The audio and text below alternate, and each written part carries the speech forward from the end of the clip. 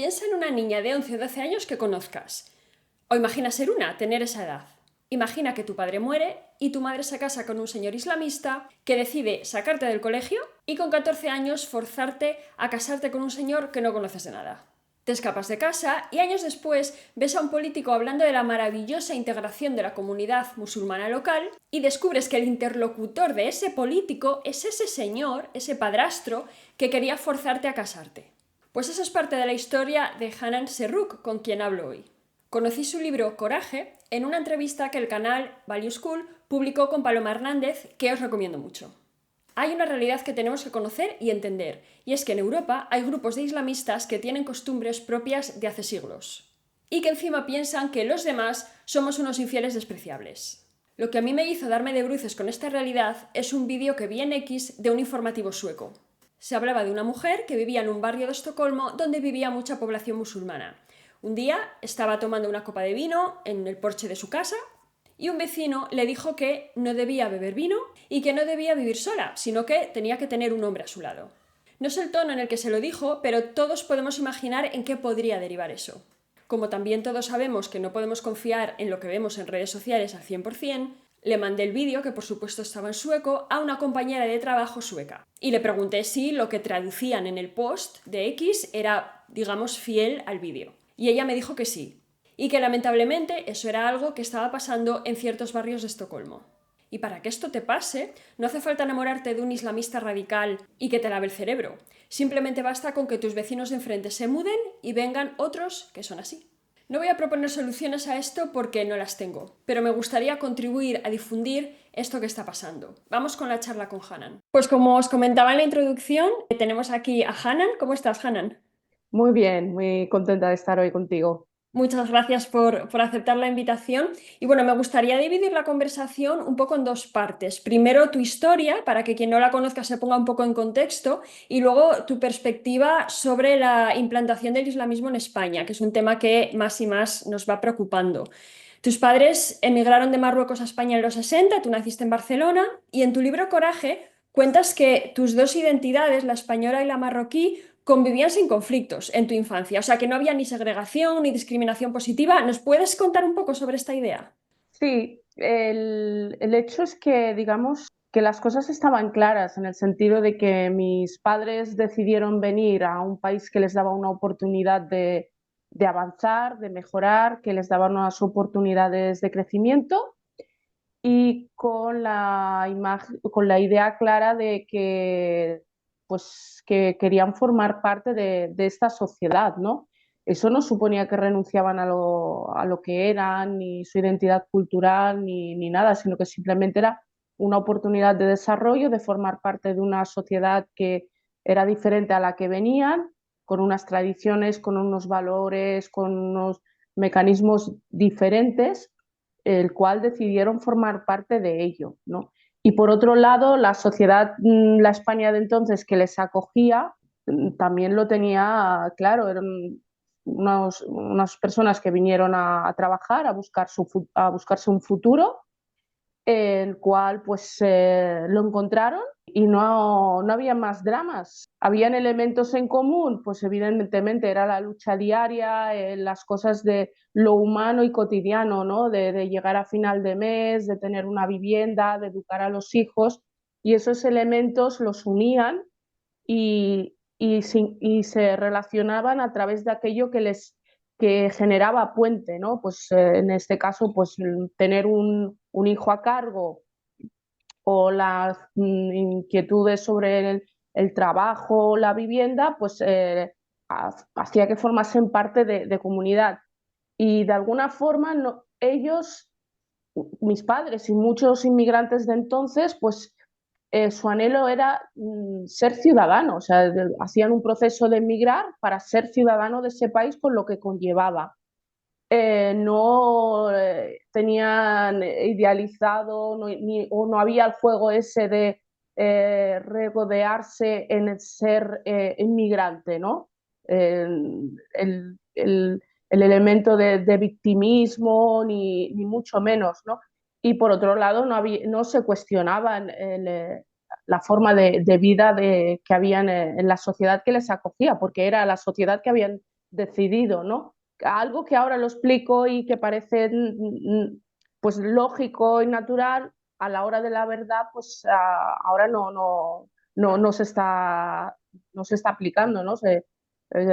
Ahora mismo pues se recrea la sociedad en el elemento de que uno es inmigrante, esa diferencia, esa tal, y me pregunto, bueno, el migrante no es un estado eterno, tarde o temprano te tienes que convertir en ciudadano te tienes que arraigar. Eso no quiere decir que tú en tu intimidad cambies, reniegues, ni mucho menos, pero o estás o no estás, o participas o no participas, ¿no?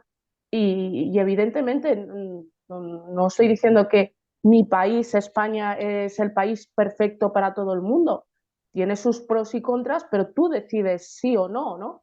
Y te implicas o no te implicas. Y es así, ¿no? Había un proceso natural y lógico y muy humano que no generaba debates, ¿no? Y creo yo, pues que, y aquí sí que me sale una vena patriótica, que aparte, pues los españoles tenemos una forma de ser abierta, humana, muy solidaria y que facilitó todo ese proceso, ¿no? Yo creo que tuve suerte que mis padres pues vinieron en un momento importante en este país. Yo tuve la suerte de nacer en mi ciudad, Barcelona, y así transcurrió, ¿no? Y eso me permitió que yo pues viviera de manera natural el hecho de que en mi casa pues mi madre estuviera hablando darija y estuviera cociendo pan árabe, cuscús, y luego en la calle con mis compañeros pues estuviera jugando a fútbol, me comprara el helado, el Calipo o el Drácula, ¿no? Sí. Y no había mayores dramas, no había mayores dramas. Y si nos cogemos a la cuestión pues religiosa, pues mira, la única cosa así diferente, extraordinaria que recuerdo fue en el colegio ir al comedor y decirles, oiga, a mi hija no le den jamón, cuando haya jamón denle cualquier otra cosa. Y no hubo más drama. O sea, no había drama ni nada porque había ese anhelo de ser sociedad, formar parte de la sociedad y vivir el proceso migratorio que creo que termina la culmine del éxito de un proceso migratorio es que cuando uno deja de ser inmigrante para convertirse en ciudadano, ¿no? Sí. Y eso es así. Entonces, y todos sabemos que hay gente pues, que ha emigrado y que luego por lo que sea ha vuelto y no pasa nada porque realmente pues, adaptarse a un modo de vida diferente no siempre es fácil. Ahora pienso en algo muy gráfico, ¿no? Si yo ahora me fuera a una ciudad que todo el año estuvieran a menos 40 grados, posiblemente me sería duro por cómo soy yo, que si me gustase el frío, pues igual estaría encantadísima y diría, pues este es mi lugar, ¿no? Pues algo así, ¿no? Por eso que ahora me da mucha pena, pues que este proceso natural, lógico y humano que se daba en aquel tiempo, pues ahora mismo no se da, no se permite esa cuestión tan natural, esos lazos que se iban tejiendo y que a la vez nos iban enriqueciendo a todos como sociedad. Sí, yo, vamos, como también inmigrante, en este caso en Irlanda, estoy muy de acuerdo con todo lo que has dicho. Em, Tu padre, Hanan, muere en un accidente de trabajo en el mar y posteriormente tu madre termina casándose con un salafista, explicas en el libro. Antes de nada, ¿qué es un salafista?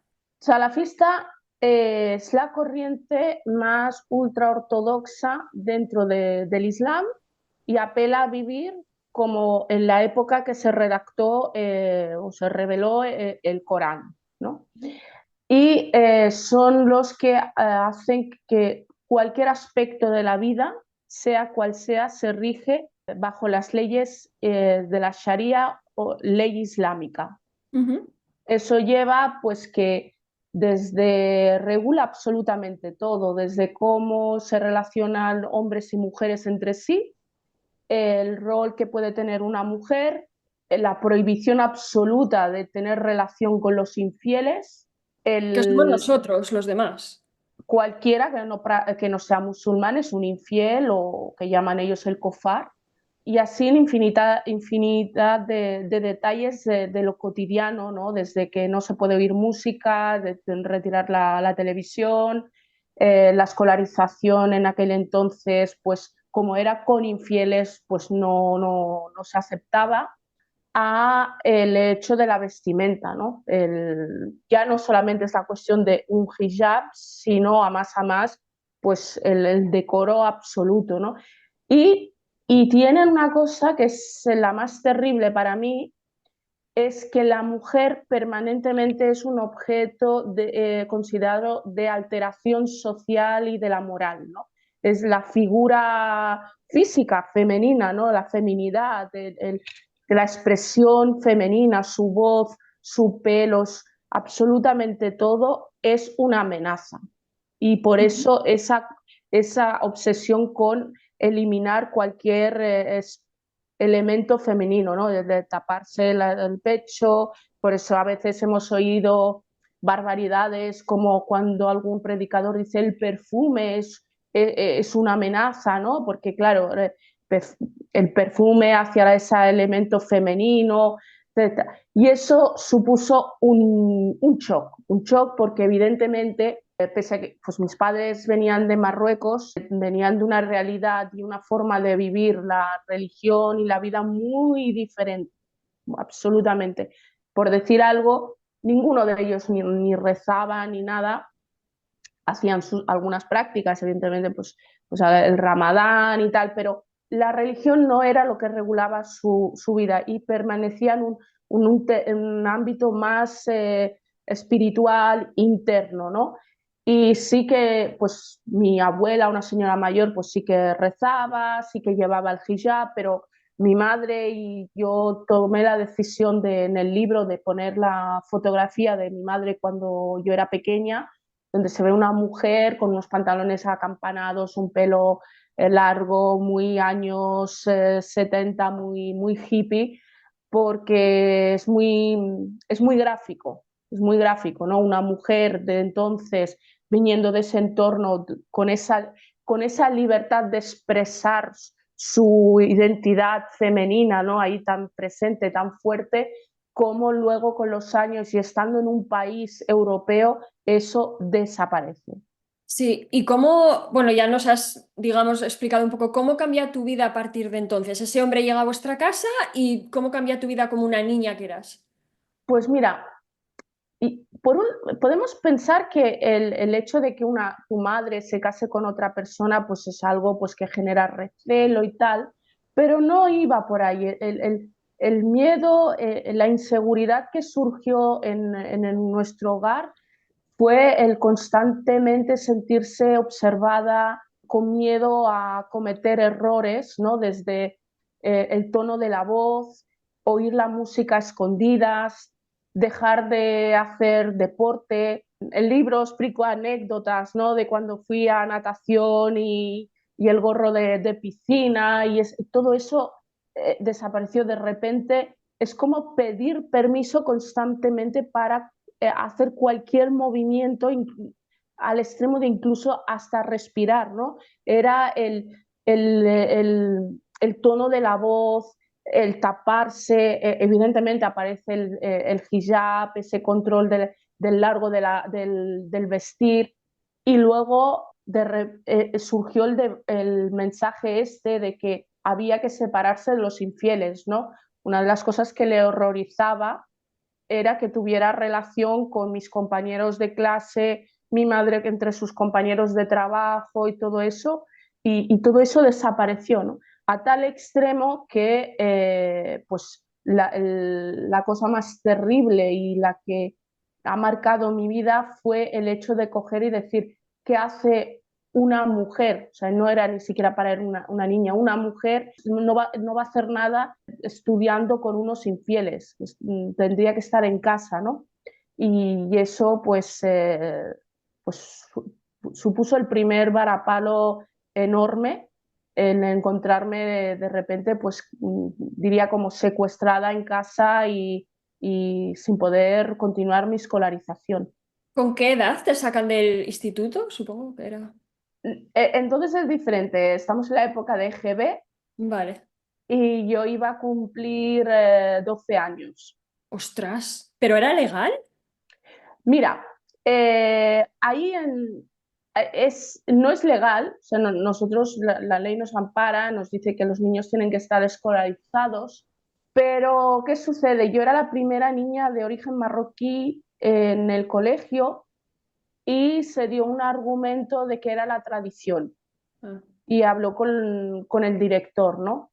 Un poco, y luego lo hablaremos, ¿no? Que a veces dicen, bueno, es que dicen que si no lleva hijab no van a ser escolarizados, ¿no? Este chantaje a los derechos, especialmente de las niñas, en las sociedades occidentales, democráticas, donde hay el derecho y la obligación de educar a nuestros hijos, no se puede permitir. Y bueno, pues eran otros tiempos. La España del EGB, la España de los finales de los 80 no es la actualidad, ni mucho menos, no mucho peor ni nada, pero sí que era algo inesperado inclusive por el propio colegio. Yo no guardo resentimiento ni rencor porque el colegio no hubiese batallado más, ni mucho menos. Era algo que, que se le escapaba a todo el mundo, ¿no? Lo cual no ya. quiere decir que ahora a estas alturas lo podamos permitir y se pueda ceder a este chantaje. Sí. Bueno, pues te sacan del colegio con 11 12 años y algo vamos, a mí me alucinó, es que el hombre este decide casarte con un señor que no conoces de nada. O sea, ¿cómo te explican esto y quién era este hombre? Mira, la cosa es, igual que mi madre de alguna forma fue el billete de entrada para este salafista para llegar a Europa, yo de alguna forma iba a ser otro billete para que pudiera llegar otro de su entorno. Y el argumento era, pues ya que ya es grande, está en casa, lo mejor es que tiene que abrir sus ojos y estar guiada por su marido. Hacerle un matrimonio que esté bajo la tutela de un marido, que la lleve por el camino recto, que haga su familia como el gran, entre comillas, éxito, ¿no? No es una cosa que no hay un guión, no hay un protocolo de cómo te dicen, ¿no? Sino que poco a poco van habiendo señales, coacciones de que ya eres mayor, tienes que aprender, vigila cómo te miran los hombres cuando salgas a la calle, ¿no? Ese control moral, ¿no? Ahora lo llaman policía islámica o policía de la moral, ¿no? Pues a pequeña escala, que ahora es mucho mayor, pero entonces era más a pequeña, pues vas a la calle, vigila, no puedes hablar con los hombres, vigila el tono, no puedes reír. Es como que ya estás en un mercado de la oferta para ellos, pues de esta mujer, para que no vaya por el camino pecaminoso y de los infieles, ¿no? Fue, eso ya allí fue el punto de inflexión para mí, el hecho de encontrarme ante una tesitura y donde sentí que pues ya estaba en peligro mi vida de alguna forma, ¿no? De que si ya había perdido parte de mi vida, el hecho de ya no tenía amigos, ya estaba muy aislada y eso ya iba a suponer pues posiblemente de alguna forma una muerte a una niña que había crecido con normalidad, ¿no? Como cualquier niño joven de la España de aquella época que sus referentes pues eran desde Alaska, la bola de cristal, a las fiestas de mi ciudad que participaba, pues todo eso fue arrebatármelo, fue arrebatarme mi vida, ¿no? Ujú. Y ahí empezó pues para una niña muy pequeña, ¿no? Entonces ya iba eran los 13, iba a los 14, un debate interno muy fuerte sigues lo, lo establecido, sigues la moral o eres tan mala persona, tan inmoral, tan infiel que vas a decir que no. Y, Y y decides decir que no. y decido decir que no y huir. No fue fácil, pero gracias a la valentía de la niña que fui, pues mira, pues ahora estoy hablando contigo, ¿no? Ujú. Sí, porque tú explicas en el libro que con esa edad, y me gustaría que todo el mundo que nos ve se imagine a una chica de 13 14 años que conozca, que una madrugada te levantas en silencio y te vas de casa, en Figueras de noche, Sí. y coges un tren, bueno, vas a la estación, coges un tren. ¿Qué recuerdos tienes de esos momentos? Porque yo me imagino que no, es que no me lo puedo ni imaginar. Asustada, desorientada, no sé, ¿qué pensabas? ¿Te Pues acuerdas? mira, tengo flashback. Tengo flashback del momento. Me ha sido difícil volver a pensar en ello, ¿eh? Entre sentir el corazón que te late tan fuerte que crees que los demás lo van a oír, es una sensación horrible, el que todo va muy deprisa y al mismo tiempo tú te sientes muy lenta. Es como, me voy a ir, pero tú eres lenta, te sientes torpe y con el miedo de que si solo hay una oportunidad, porque evidentemente, como ha pasado por desgracia a muchas otras jóvenes, cuando lo han sabido que iban a huir, lo que sea, las llevan al país de origen y de ahí ya no vuelves, pues sí que tenía ese miedo, ese respeto a lo que podía suceder. Y así fue. Correr, el caminar deprisa, esa todavía era casi de noche, el subirse al tren uno y no importa, o sea, el primer tren que salía, ahí que entré, ¿no? Sabiendo que no hay vuelta atrás, que si hubiese una vuelta atrás, pues no había opción, no había opción, ¿no? Y un miedo que te deja helado. Ujú. Te deja helado. Tampoco es una huida que uno prepara, ¿no? Sino es el instinto que te dice ahora. Sí que tienes el sentimiento, estuvo un tiempo que yo intenté hablar, o sea, no es que yo dijera me voy y ya está, ¿no? Hubo en momentos de intentar hablar con mi madre, porque con él no había imposibilidad de ningún tipo de trato, y no, era una cuestión de del honor de la familia, el hecho de que si yo decía que no era porque podía, pues que era, pues hablando claro, que era una puta, una inmoral, etcétera, y no había otra opción. Y Ujú. así fue. Y a pesar de que, bueno, tú escapas, no te llegas a casar con este hombre en España, pero el matrimonio era válido en Marruecos y él podía reclamarte. ¿Esto qué Sí, implica? ¿Que él podría obligarte a vivir con él? claro, porque hicieron el matrimonio bajo las leyes islámicas, ¿no? Sí. En Marruecos, pues simplemente unas personas, imanes cercanos al imán, a personas que consideraban pues, muy buenos musulmanes, lo que decían y lo que el argumento era una mujer sin un hombre en casa, un tutor directo, lo mejor que puede hacer es que se case. Y la buena obra de este hombre fue pues casar a una mujer que estaba perdida. Mm. Ese documento pues se validó y así es. Entonces en Marruecos ese documento es válido. Ese hombre, pues podría, si estuviera en Marruecos, si fuera yo ciudadana marroquí, podría reclamar como su esposa. Ujú. Vale. Es Y así de absurdo, ridículo, sí, como se tratan a las mujeres poco más que ganado. sí, sí. Y también otra cosa que explicas en el libro es que tuviste que conseguir documentación de apátrida antes de poder solicitar la nacionalidad española. Y yo me había preguntado que cómo es que no tenías un DNI si naciste en Barcelona. Pues mira, una de las cosas que no se conoce, no, no está a puerta de mano de todo el mundo, es que un ciudadano, tú naces en España pero la nacionalidad es consanguínea, es decir, que tú tienes la nacionalidad de tus padres.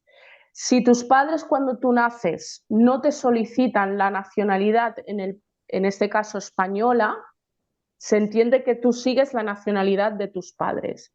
¿Qué sucedía? Que mis padres eran un perfil de inmigrante trabajador, humilde, que no habían cogido un lápiz ni un bolígrafo, no sabían absolutamente nada. Entonces era un seguir. Yo era una extranjera identificada, tenía un NIE, un número de identificación como extranjera, nacida en Barcelona, ¿vale? Y estaba en el registro civil de Barcelona. ¿Qué sucede? Que cuando pues no salgo huyo de casa, evidentemente uno no piensa en nada de absolutamente de estas cosas, de papeles, ni mucho menos, o Claro. sea, no piensas en ello. Y cuando yo después de pasar por un centro, termino, cumplo los 18 años, había estado tutelada, me tramitan un documento que caduca el mismo día que cumplo los 18 años, me quedo pues como legalmente como una inmigrante en la calle, pero al mismo tiempo pues con registro civil de nacida en Barcelona y eso pues estaba pues como cualquier inmigrante ilegal. Es así de rocambolesco la cuestión administrativa y la negligencia del centro que me tuteló, pues que sin ser extranjera, administrativamente yo era extranjera. Eso llevó pues que no podía evidentemente trabajar, no podía estudiar, no podía tener acceso a la sanidad, absolutamente a nada y a más sin una red familiar, habiendo denunciado un matrimonio forzoso, pues sabiendo de que pues, de alguna forma pues, querrían vengarse o iban a perseguir porque no iban a permitir que pues, mancillara el nombre de la familia, etcétera, pues huyendo de esa locura, ¿no? Y me tocó batallar, me tocó pues buscarme la vida pues trabajando en negro, en cualquier tipo de trabajo, mientras pues en tener que encontrar pues alguien que me ayudara a salir de este embrollo administrativo que lo conseguí y aprendí, y aprendí bastante, ¿no? Pero fue así, fue así. Fue duro, desagradable, a veces me daba rabia porque decía, pero yo no soy otra cosa que española, ¿no? He nacido, he Claro. crecido aquí. No entendía esta cuestión administrativa, pero luego pues fui haciéndome la composición de ello y me acordaré el día que juré la nacionalidad y en aquel entonces todavía había pues cierta ceremonia, una bandera de mi país y todo, pues siempre me había sentido segura de estar en mi país, ¿no? Pero aquel momento fue como más reafirmada, ¿no? De, vale, ya soy libre totalmente. Sobre todo esa sensación de ya soy libre. Sí, claro.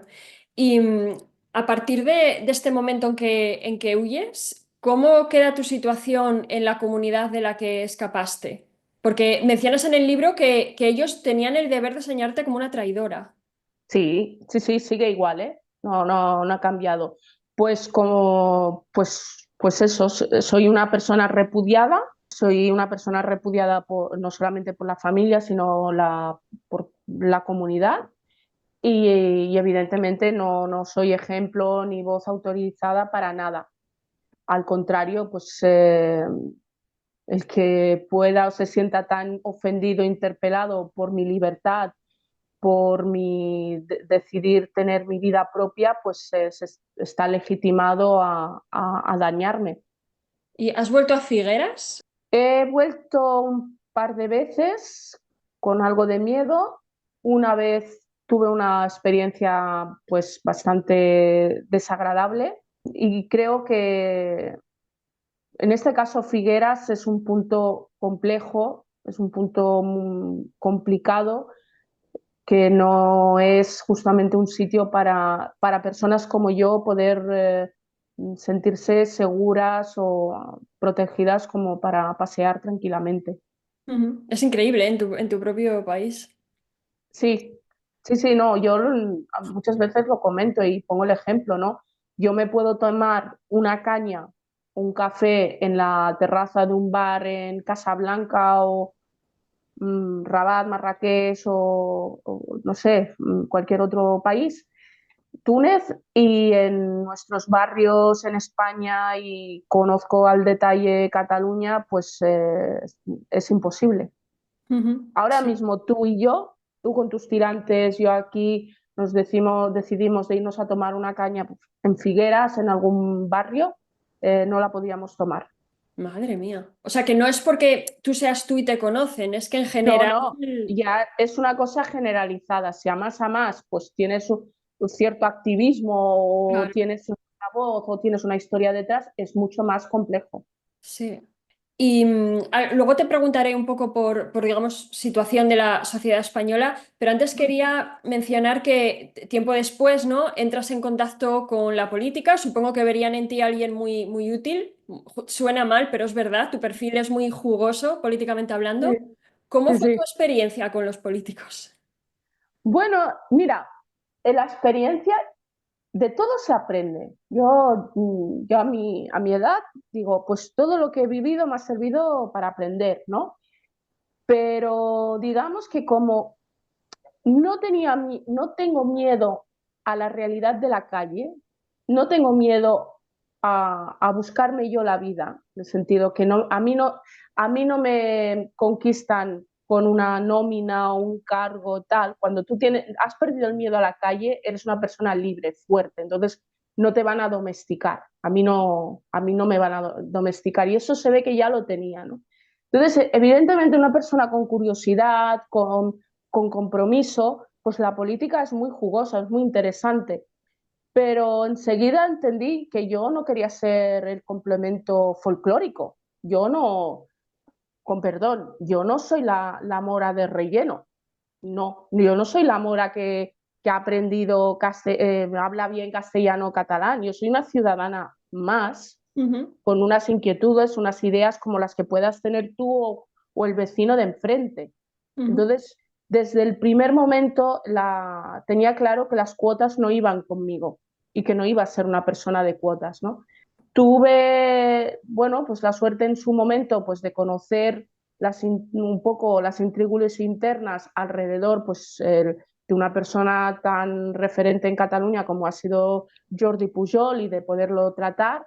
Y gracias a mi posicionamiento creo que conseguí tener un diálogo con bastantes diferencias, un diálogo honesto, directo, sin paternalismos ni cuotas de tú a tú, ¿no? Y es ujú. eso que me llevo, ¿no? La política a mí siempre me ha interesado porque a medida que he ido viendo cómo funcionaba, entendía parte de lo que tenía en mi realidad, porque claro, cuando vives una situación fuerte, eh, una trayectoria anómala, no es la de todos, surgen muchos porqués. Y esos porqués, si los escuchas, los vives sanamente, los aceptas, te llevan a tener curiosidad, hambre por la vida, ¿no? Y evidentemente, tanto sea el ámbito académico como la política son fundamentales, ¿no? Y yo, pues, mis circunstancias pues eran más limitadas, sí que me intenté instruir y formarme de manera autodidacta y por otras vías, pero la política eran espacios de debate muy interesantes que en los que participé, intenté aportar mi voz, pero al mismo tiempo sin querer ser la cuota ni la mascota de ningún partido. Ujú, muy bien. Evidentemente, pues estoy fuera de la política. Ya, madre mía, alguien con tu conocimiento y tu experiencia y con la que está cayendo es increíble. Ahora que hemos repasado parte de tu historia, para conocer más detalles, os recomiendo que leáis el libro, por supuesto. Ahora me gustaría que habláramos un poco de la sociedad española y del tema del islamismo en la sociedad española. Primero, Hanan, ¿podríamos decir que islamismo es sinónimo de salafismo, como una variante radical del islam o no? El islamismo o sea, dentro del islamismo, uno de sus grandes pilares es el salafismo. Vale.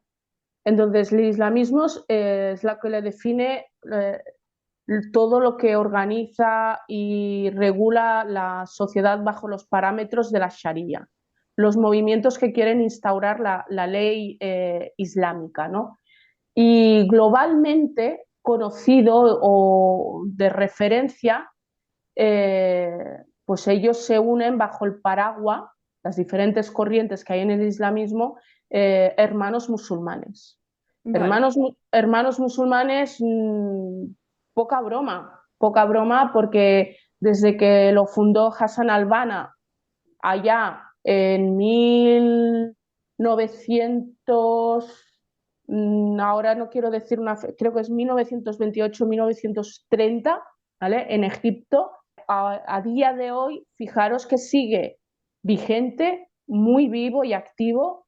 Llegaron incluso a tener el poder en Egipto y actualmente están considerados en Egipto una organización terrorista, justamente sabiendo lo que les venían, porque son inteligentes, o sea, saben, han hecho unos cálculos muy interesantes, ¿no?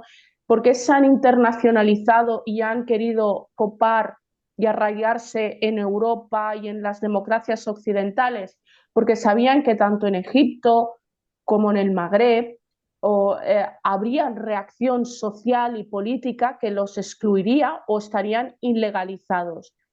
En cambio, como mecanismo de supervivencia ante esa posibilidad, teniendo una patita sólida fuera, en Europa en este caso, pues les servía como mecanismo de supervivencia.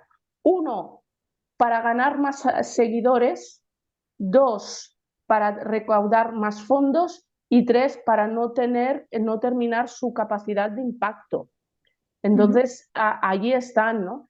Eh, Actúan, es una red de proselitismo, es global, desde Estados Unidos, en el estado de Michigan, es impresionante la fuerza que tiene, en Italia también, y sus mecanismos es, por un lado, blanquear la idea del Islam y el islamismo, coger el concepto de presentarse como unas víctimas, y por otro lado tener toda una red de organizaciones que se presentan como asociaciones socioculturales, islámicas, centros de culto, mezquitas que se asentan y trabajan hacia dos niveles. Por un lado, captar a los jóvenes y tener presencia en la vida diaria de los barrios más tensionados de población musulmana, y por otro lado ganar alianzas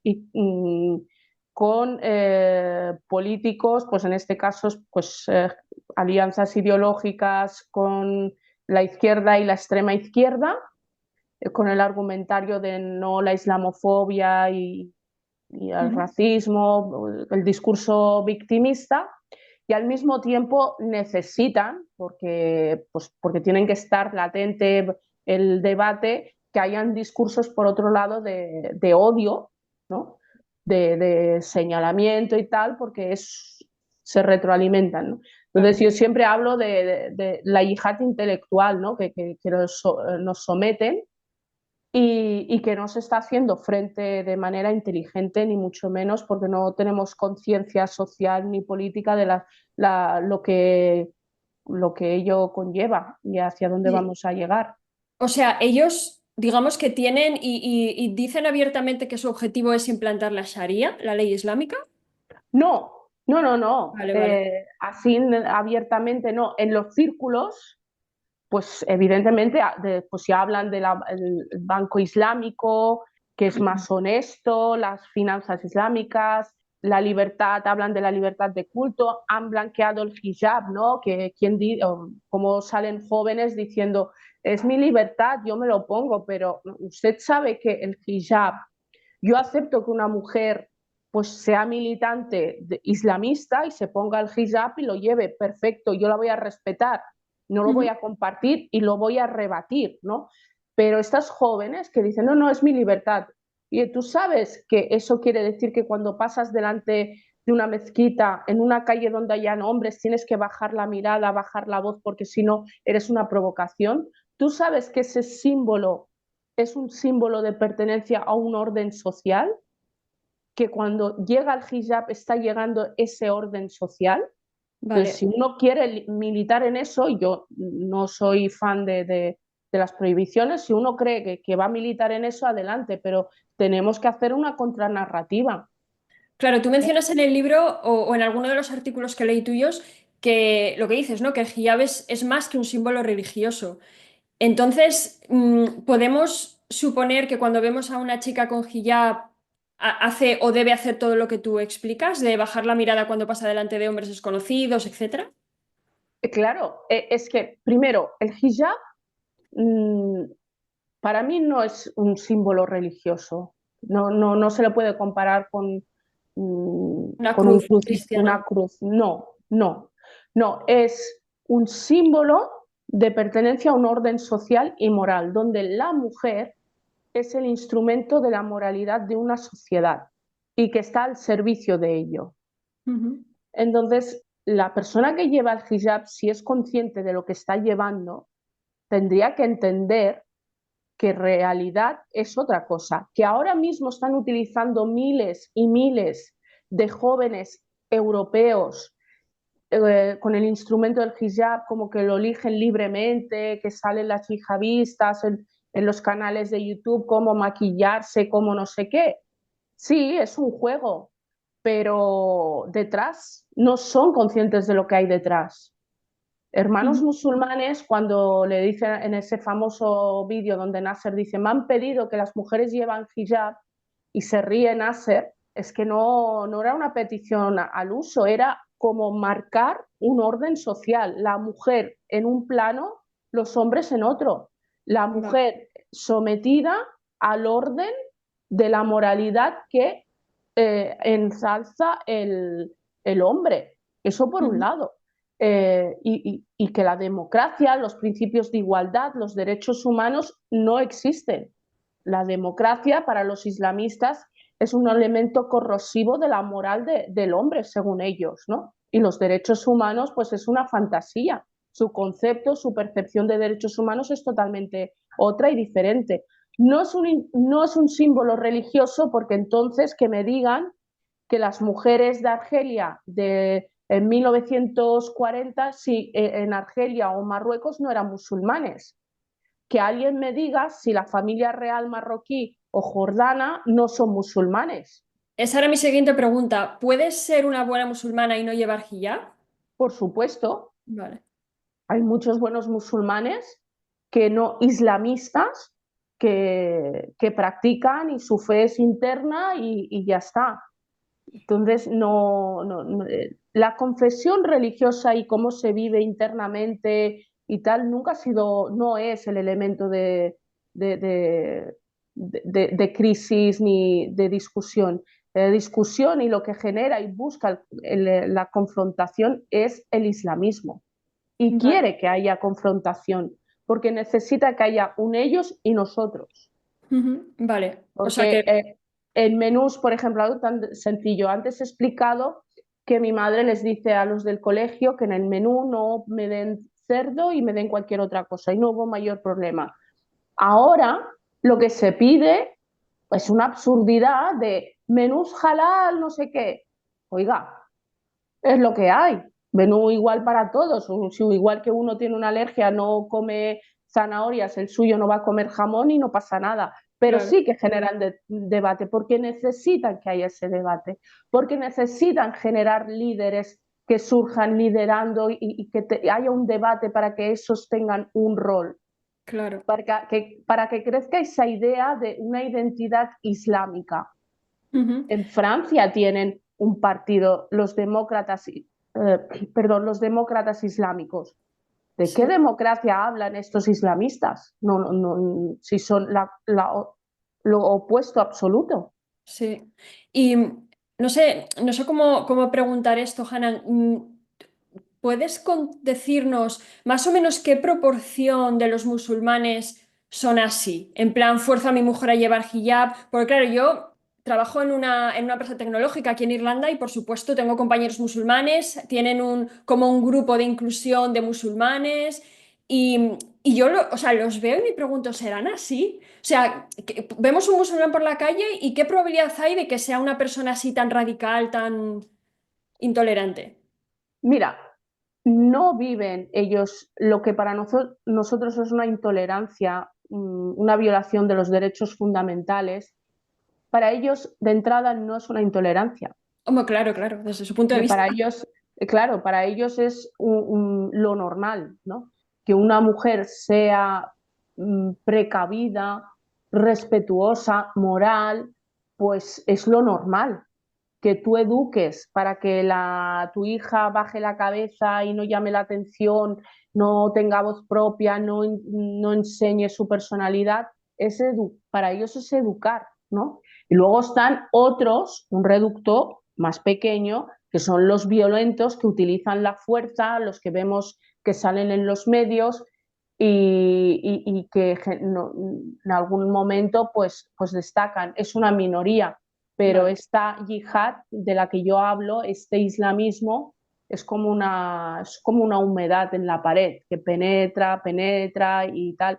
¿Quién iba a decir que la Comisión Europea, para representar la diversidad de la juventud europea, pusiera un hijab? Ya. Claro, eso no sé si son conscientes del reconocimiento lo que le está dando, ¿no? Es una autoridad en entornos de jóvenes y de gente que se está formando muy importante, ¿no? Yo por eso estoy totalmente en contra de que en nuestras escuelas las niñas y las menores estén con hijab, Ujú. porque es una violación de los derechos y les rompe, o sea, les impide tener la igualdad real y efectiva y desarrollar su propia personalidad, que Sí, luego no quiere decir que pues a los 18, a los 20, pues se sienta identificada con el movimiento islamista y se haga una activista y lidere, posiblemente, pero mientras tanto tengamos al menos blindado el principio de igualdad y de desarrollo de los derechos de los menores, que es lo que nos compite, claro. y que trabajemos para que haya una sociedad en que lo que nos hace sociedad, ese marco común, sea más fuerte. Ujú. Porque en muchos casos estos jóvenes se acogen a ello porque no sienten una interpelación de igualdad, ¿no? En muchos casos no quieren ser el complemento exótico, la cuota, y por otro lado otros les dicen, esto es vuestro lugar, ¿no? Y donde no llega el Estado, ellos llegan. El islamismo, hermanos musulmanes, es muy hábil. Sabe las debilidades, conoce las fisuras sociales y sabe llegar ahí, penetra, ¿no? Siempre son discursos muy buenistas, el alma, la caridad, el estar al lado, la hermandad, los abrazos, etcétera, el desarrollo, la diversidad, son lenguajes, mensajes Sí. muy pacíficos, que todo el mundo está totalmente de acuerdo, mi libertad y tal, pero luego toda la realidad, lo que obvian detrás, porque es antagónica a la democracia, a los derechos humanos con el islamismo. Ujú. En el momento que uno no es dueño de libertad en sentir, llamar a quien quiera y como quiera, en mirar de tú a tú la igualdad, ahí desaparece cualquier activo Claro. de democracia. Claro, hay muchos mensajes, Hanan, que dicen que el número de islamistas está aumentando en España, algunos diría que sin control. ¿Crees que es cierto? ¿Tienes una Sí, percepción de que va a un aumento? Sí. sí, sí, porque no se hace frente a ello, no hay una contranarrativa, porque se ha blanqueado, han sabido blanquear su presencia, han conseguido tener alianzas potentes en entornos políticos, ¿no? Fíjate un caso muy extremo que sucedió en Cataluña, es que un líder salafista que tenía bajo coacción centenares de jóvenes en Reus por su vestimenta, señalaba aquellas que consideraba inmorales, tal, y que, bueno, pues después de un trabajo arduo de los cuerpos y fuerzas de seguridad, pues se le detuvo y se ejecutó una orden de expulsión. En ese proceso, el presidente de la Generalitat llegó a decir que los cuerpos y fuerzas de seguridad estaban cometiendo un acto de racismo y de islamofobia, que lo expulsaban por ser musulmán, que lo expulsaban por ser independentista y que es un acto de racismo. Y a mí, lo que dijera él me es igual, pero que el presidente de la Generalitat y diputados del Congreso llegasen a defender esta teoría y a acusar a nuestros cuerpos y fuerzas de seguridad de que lo expulsan por ser simplemente un musulmán independentista me parecía absolutamente ridícula, ¿no? Pues ese es el nivel, ese es el nivel. Este personaje pues llegó a dar charlas en universidades sobre la convivencia y tal, pero cuando se iban los focos, las cámaras, señalaba a aquellas jóvenes, señalaba a aquellas familias que no cumplían, señalaban a aquellos que no seguían los preceptos islámicos y a aquellos que se atrevían a contradecirle. Y he considerado un interlocutor. En el libro explico, una de las personas que se convierte en interlocutor con la administración fue mi padrastro, el que me quiso casar. Es así absurdo. Eso es una de las partes por las cuales yo en la política batallo, porque no puede ser, no puede ser. Y esto no debería ser un discurso de derecha o izquierda, es un discurso de debate social del conjunto de la sociedad. No estamos diciendo a quién rezas o cómo rezas. Estamos en proteger lo que nos hace sociedad y lo que nos hace de agentes de desarrollo, de avance, ¿no? Sí, sí, no, desde luego. Volviendo, que se me quedó una pregunta sobre el hijab. ¿De qué depende, Hannah, que en una sociedad se use hijab, niqab o burka? ¿Es una cuestión de grado de radicalismo, de cómo se aplica la sharia? Es el grado de radicalismo y de control de los islamistas. Los talibanes es el ejemplo más extremo, Sí. donde la mujer no puede existir. O sea, la mujer en Afganistán está enterrada. Y a mí me sorprende que pues muchos dirigentes, activistas, pues en las redes sociales hagan muchos tweets y denuncias, ¿no? Pero luego son incapaces de hacer ninguna acción en lo que es cercano, diario, en nuestras propias calles, ¿no? Porque eso que vemos del burka empieza en el hijab. Ya. Unos consideran que aquello es lo ideal. Irán, para algunos, es el ideario de cómo debería vivir una sociedad musulmana. O sea, no sé si la gente es muy consciente. Entonces, cuando el Estado, fijar un detalle, cuando surge la locura del Estado Islámico, los yihadistas empiezan a romper los símbolos religiosos, culturales, históricos, todo aquello que consideraban que era una amenaza, ¿no? Ahí nos estaban diciendo el ideario para ellos cómo vivir, ¿no? Pues esa es la evolución que ellos quieren llegar y expandir. Y empieza con el hijab.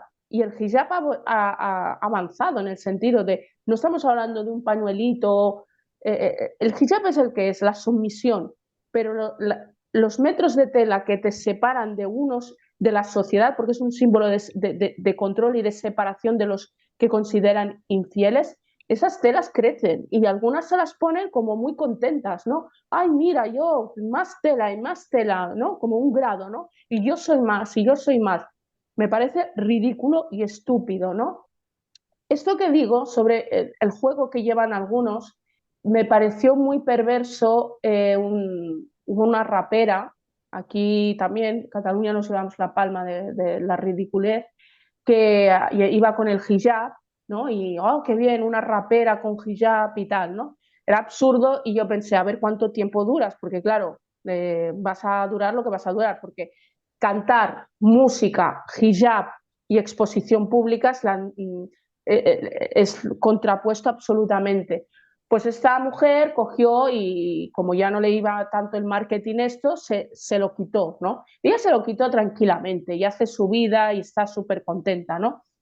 Pero las secuelas de eso que hizo no es consciente ni mucho menos, porque hizo campaña y normalizó, porque aquellas jóvenes que tienen ese anhelo, ese afán de luchar contra ello, cuando ven todas estas reacciones, estas acciones en Instagram, en las redes, los políticos, tienen menos posibilidad de luchar contra en la imposición, ¿no?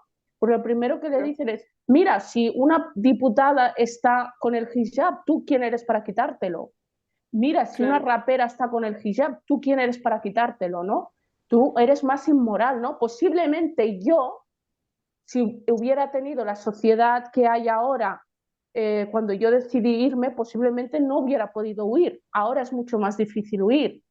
¿Por qué? Porque ¿quién soy yo para decir esto no es humano, esto no es admisible, voy a huir? Cuando estás viendo diputados, políticos con carteles, el día del hijab, no sé qué, es absurdo. Sí, pero una política, por ejemplo, una mujer política que lleve hijab, ¿no debería ser también criticada por la comunidad islamista porque se está exponiendo, está No, hablando en público? en estos momentos las tienen como un símbolo de avance, de victoria. Es el blanqueamiento. Vale. Primero se vende una imagen idílica de avance, de blanqueamiento, están en política, tal y tal, para luego dar la última estocada. Sí, pero vamos que igual en su interior las repudian igual, aunque no lo expresen. Evident- evidentemente, Claro. evidentemente. De entrada ya hombre y mujer no se pueden dar la mano es algo tan absurdo, no podemos darnos la mano, es que es inmoral, es infiel, es algo terrible. Sí, sí.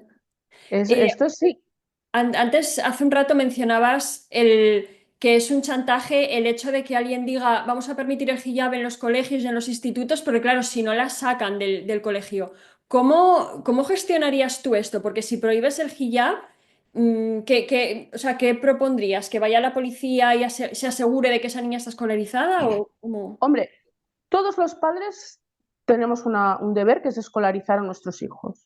Y la Sí. educación es un derecho y se tiene que cumplir. Y si no se cumple, atente a las consecuencias, Ujú. como cualquier hijo de vecino. En el colegio se tienen que garantizar la igualdad y garantizar el desarrollo en libertad de la persona, niño y niña. Y eso no debería estar en cuestión.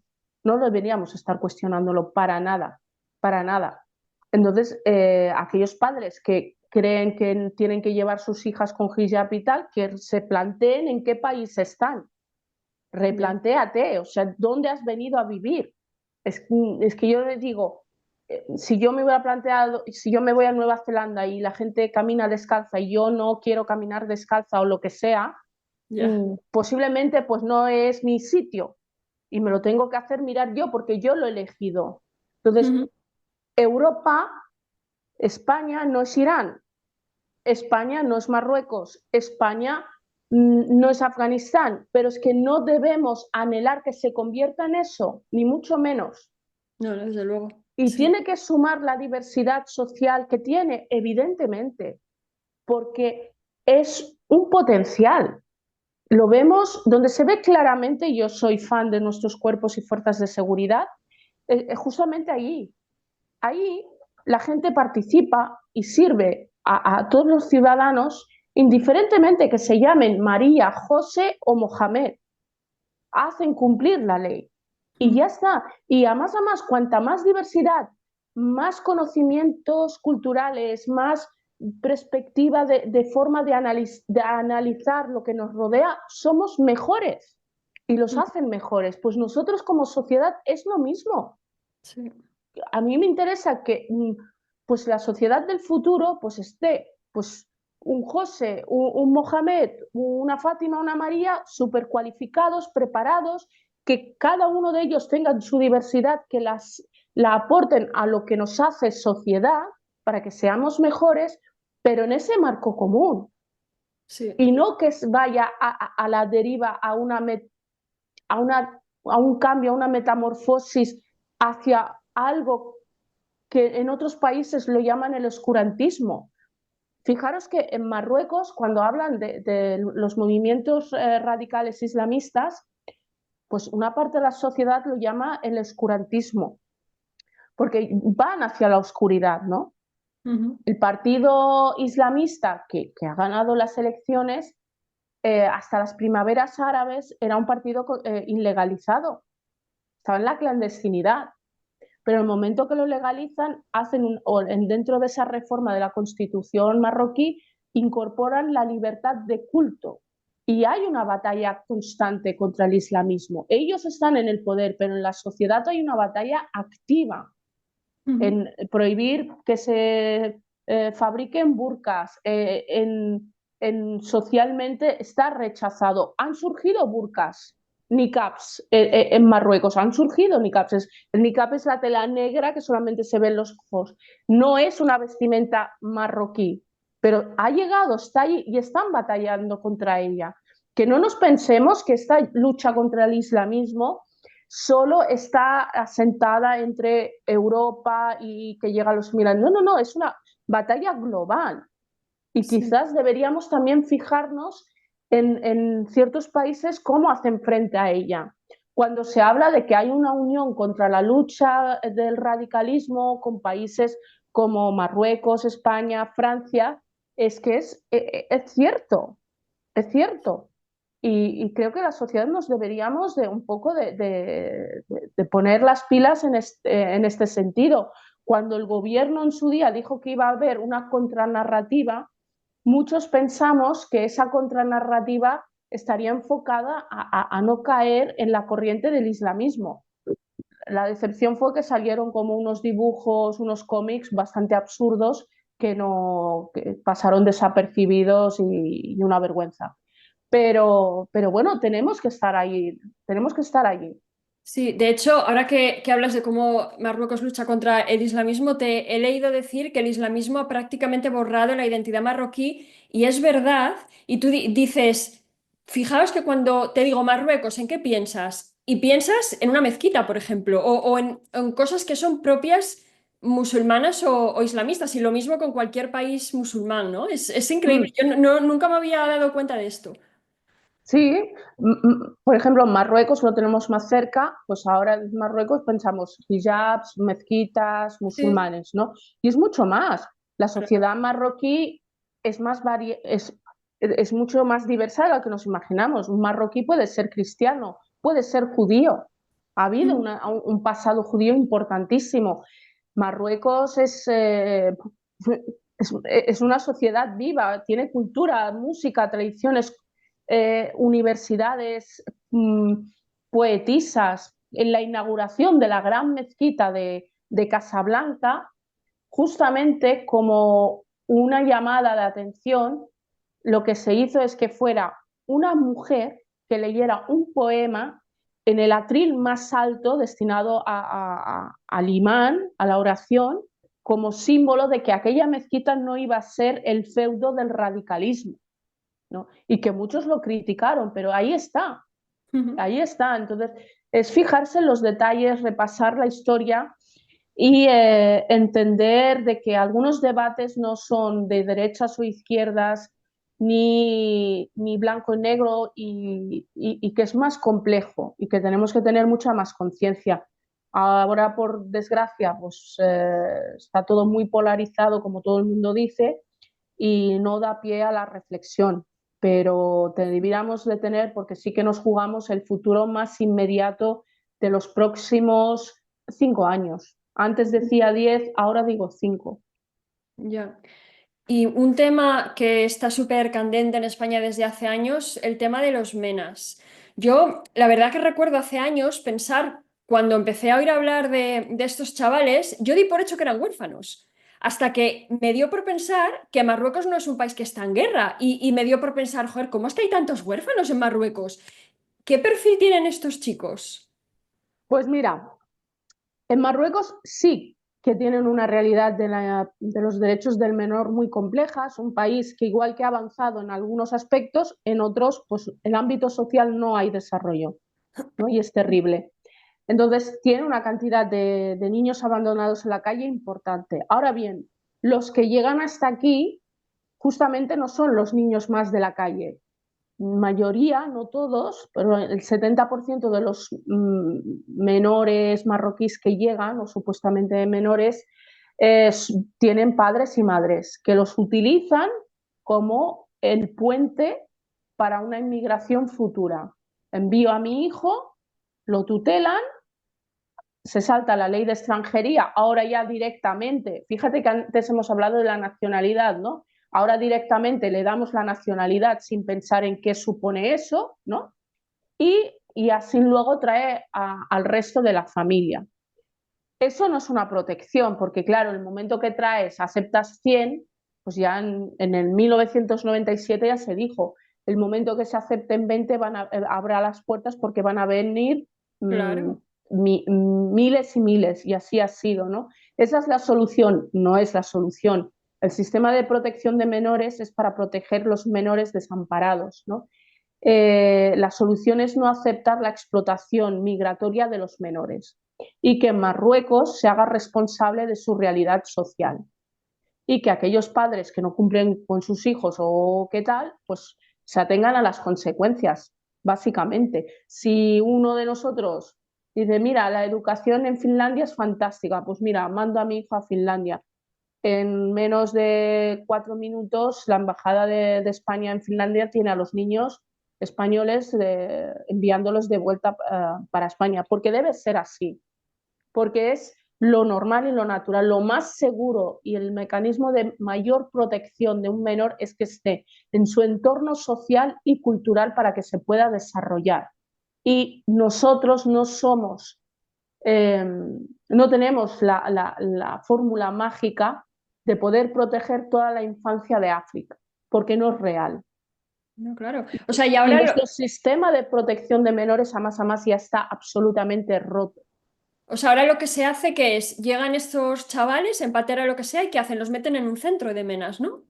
Los meten en un centro supuestamente de emergencia de protección de menores, los reparten por las diferentes autonomías y ahí se supone que empieza un proceso de adaptación y formación para su edad adulta y supuestamente regular su situación. En medio de eso, pues evidentemente cada niño, cada persona viene con sus ideas, sus fantasías, si lo acepta o no lo acepta, aceptan el proceso, no lo aceptan, huyen, entran, salen y ya está, con unas consecuencias terribles. Es que el sistema de protección se rompe, tenemos niños en espera para ser tutelados que están sufriendo malos tratos, esto es así, los expedientes están ahí, ¿por qué? Porque las plazas de emergencia y plazas de centros son las que son, no hay más. ¿Y cómo tú dices que lo mejor sería que esos chavales regresen a su país de origen con sus padres? ¿Cómo se podría gestionar eso considerando que muchas veces vienen sin documentación, les preguntas y dicen que no saben, que, o sea, ¿cómo se podría hacer eso? Mira, no se sabe durante una semana, durante 2 semanas, pero no todo el tiempo. Eso por un lado. Siempre se acaba sabiendo. ¿Por qué? Porque su objetivo es regularizar y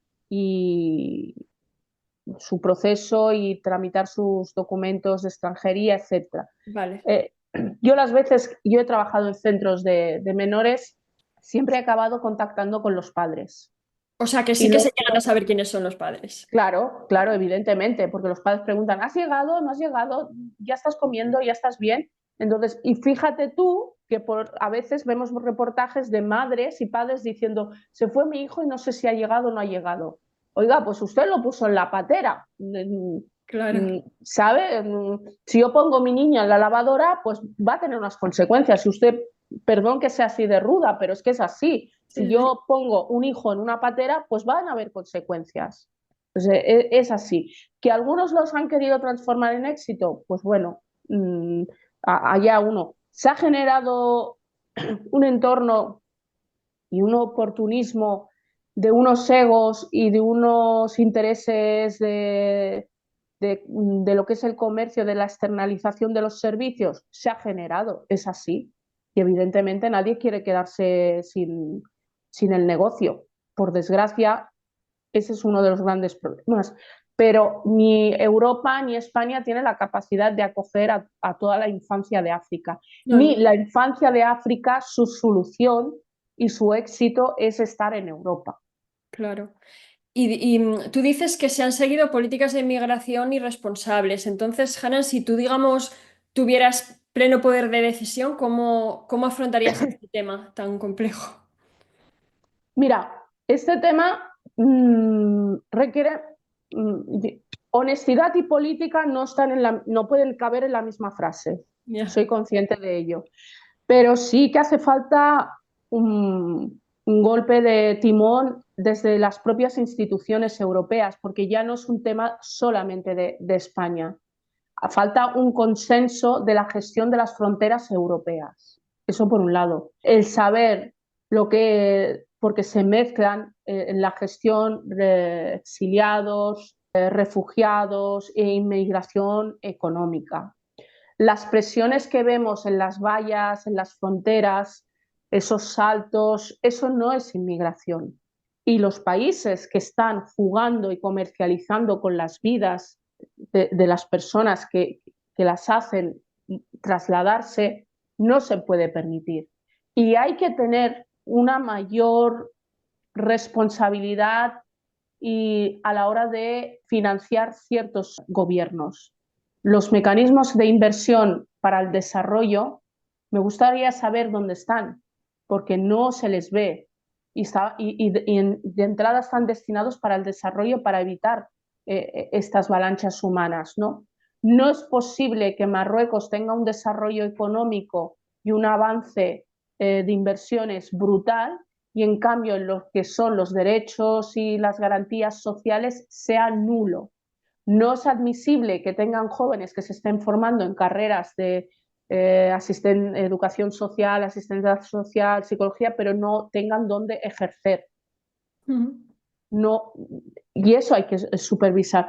No es admisible que el gobierno esté, Europa y nuestro gobierno esté inyectando dinero en Túnez, en Argelia, en Marruecos y no haya una contrapartida.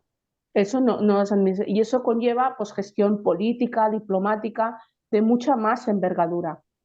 No es posible que España haga un debate sobre la inmigración de espaldas a Europa y Europa de espaldas a España. Lo que se decide en las comisiones europeas tiene que estar presente en la realidad de las fronteras, porque al final es una frontera europea. Ceuta y Ya. Melilla son ciudades europeas, nuestras fronteras son fronteras europeas. Y honestidad, o sea, ha contaminado mucho el debate sobre la inmigración este aire de superioridad, de esta lectura buenista, muy simplista, de acoger. ¿Acoger cómo? ¿Cuándo? ¿En qué circunstancias? Yo quiero acoger, pero quiero acoger responsablemente. Ujú. Quiero acoger con cumplimiento de la ley y desde la realidad, porque el efecto llamada es terrible. Yo, reflexionando sobre mi historia, por ejemplo, yo sé que mi padre pues, hizo un proceso migratorio, digamos, exitoso para él, pero no fue un proceso migratorio exitoso para el país de origen. ¿Por qué? Porque se vendió durante años la idea de que un señor que vino a España cuando iba de vacaciones a su país, su salario pues era por encima de lo que podía cobrar un médico, un profesor, y lo que transmitió era no estudiéis, no desarrolléis, ir a barrer y a fregar en Europa porque esa es la solución. Pues no. Por eso Ya. digo, el futuro de Europa, de África, el futuro del Magreb no está en que tenga la juventud aquí, los chicos haciendo de camareros, cocineros. Eso no es de recibo, no es el desarrollo, eso no es éxito. Es el éxito de una persona. Me Mm. parece muy bien, pero yo entiendo que la política va más allá de una persona. Bueno, pues Hanan, estas eran todas las preguntas que tenía. ¿Y algo que quieras decir para cerrar la conversación? Nada, yo muy agradecida de tener la oportunidad de conversar, que poder reflexionar con todos los que vean este podcast y que, bueno, pues que sigan debatiendo ir dialogando, que es lo que nos hace avanzar. Así que muy agradecida por esta oportunidad. Muchas gracias a ti. Sí, yo creo que este es un tema especialmente importante y claro, yo soy de Asturias y allí pues nunca hemos tenido esa inmigración tan fuerte que hubo en Cataluña, en Madrid. Entonces como que lo tenía un poco fuera del radar, pero la verdad que sí que creo que es un tema al que deberíamos intentar entender, al menos. Exacto. Sí, Y sí. que nos va al futuro. Sí. Pues muchas gracias, Hanna. Un abrazo. A ti, muchas gracias. Hasta luego. Hasta luego.